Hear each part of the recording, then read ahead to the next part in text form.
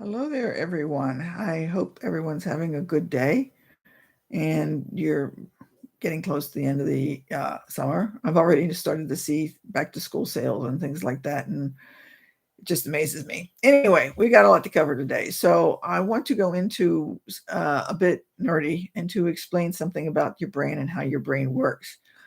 Now, I'm talking about something that's called the hemispheres in the brain and something that's called the corpus callosum. Now, you've got the two hemispheres. You've got your right hemisphere and your left hemisphere, more or less across the brain from going from, I don't know whether you want to say east to west or whatever, is a band of fibers that's called the corpus callosum. This is the mechanism that connects the two hemispheres and allows the hemispheres to communicate with each other.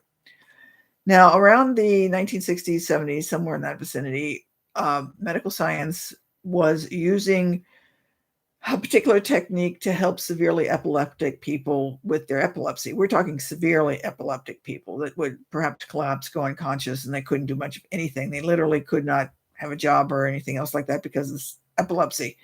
And the epilepsy was so bad that they would allow themselves to go through some really extreme surgeries.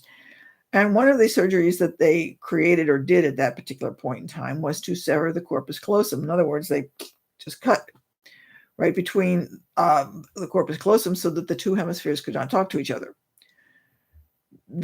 Everybody figured that there was going to be some kind of reaction, but they wasn't sure what kind of reaction was going to be because you just severed, a part of your brain.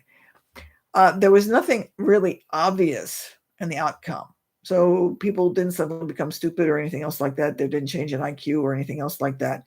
What they discovered later, however, is that if you can imagine going into a sort of an experiment in which you've got set up so that your left eye can see something and your right eye can see something, but the two eyes do not see the same picture. Okay. So what they discovered was that with people with the severed corpus callosum, if they were able to have a picture show up on the right screen so that only the right side saw it, and a different picture show up on the left screen so that only the left eye saw it, the picture that was on the left screen, the individual could, let's just say Terry, was able to go into great detail, explain what it was, and all sorts, name it. And, it's a book, it's got several hundred pages, whatever. They could go into detail. They saw something on the right side. They could possibly draw the item, but they couldn't identify, they couldn't give a word for what it was. So even if it was something really common, like a lamp or a fork or a spoon, they had no word for it. If you took them away later and said, there's a bunch of things in front of you, what did you see? They could pick it out, they could touch it, but they couldn't identify it when they were there with that split screen scenario. That was the obvious. This, in a sense, is where people, not in a sense, this is where they came up with the concept of the left brain, right brain function, with the idea that the left brain is more verbal and the right brain is more visual. That's how that concept came about, is because that's when they discovered that. Over time, they started to do more experiments because scientists said that there's got to be something deeper about this. What they did discover is that the brain is really interconnected with a lot of things, and in a sense, it compensates for it. But they started asking different sets of questions. So again, we've got that scenario, and you're in that contraption with this particular setup, so that they're seeing something. In this case, I'm going to say that they had a snowy scene, nice winter picture, something like you might see at Christmas, on the right side. On the left side, in this particular example that I'm giving you, they had a chicken foot. Totally different items, right?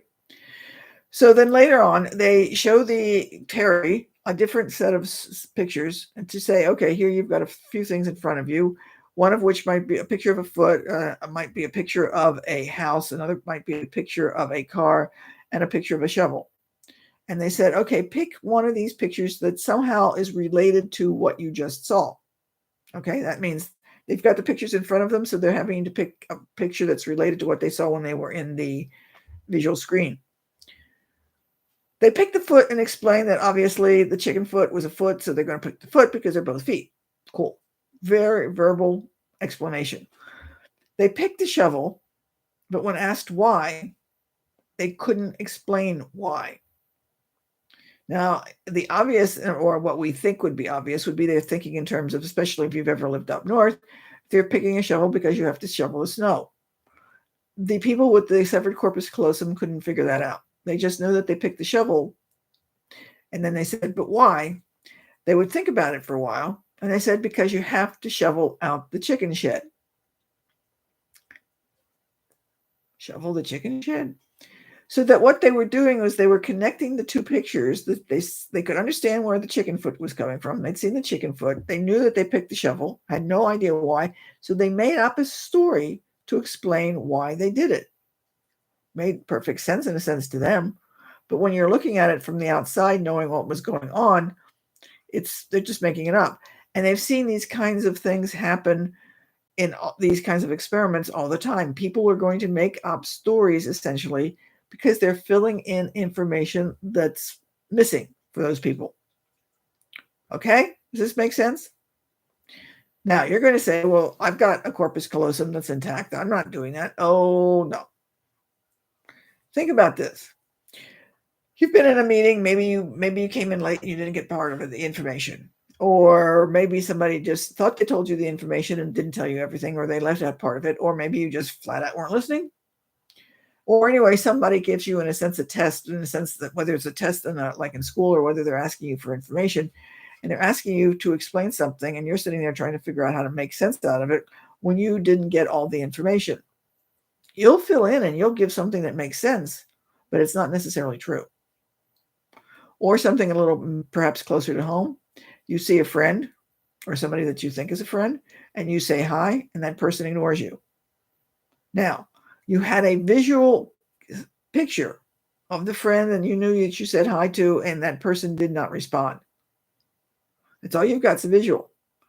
When you start thinking about it, your response is something to the effect of, so-and-so's angry with me, what's going on, did I do something?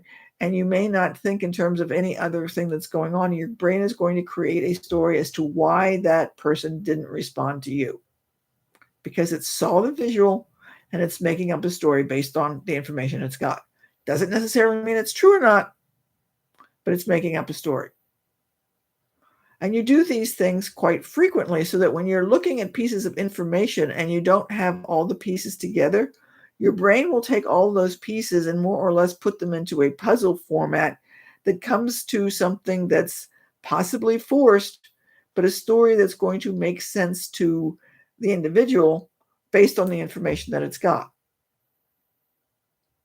So what it's doing is it's taking all those pieces of information that you've got in your head wrapped around. That's, one little lodged here, one little lodged here, one little lodged there. Literally, seriously, I'm not making this up.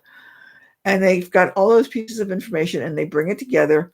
In a sense, if you've ever watched a little child with a 1,000 piece puzzle, they might pull all the pieces together and they might try to force it together, even though it doesn't work. And that's essentially what your brain's doing. So it's creating a story to make sense of the information that's being input into it, even if that story, even if the information is not necessarily correct or complete. So that if you've ever had people tell you something and later on it's like, why did they lie to me?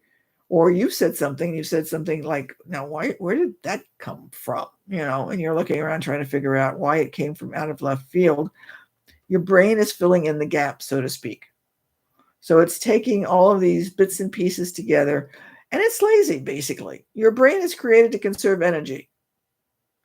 And so it's not going to do anything that's going to be really out of the way to try and put pieces together. So it's going to do the simplest thing possible. It's going to make the simplest story that it can, that it says, okay, I've got a reason. That's it. All right. So hopefully this explains sometimes why some of the things you've said or thought came up, or maybe, like I said, if you're coming up with a test, then you discover later that it was totally wrong. And it's like, why did I say that? It's because your brain was pulling all those pieces together based on what you knew at that moment in time. Okay. So we can thank people who have epilepsy because they help contribute to this kind of knowledge. So if you've got epilepsy or know somebody who does, hopefully some of this information will help them find a cure for it at some point.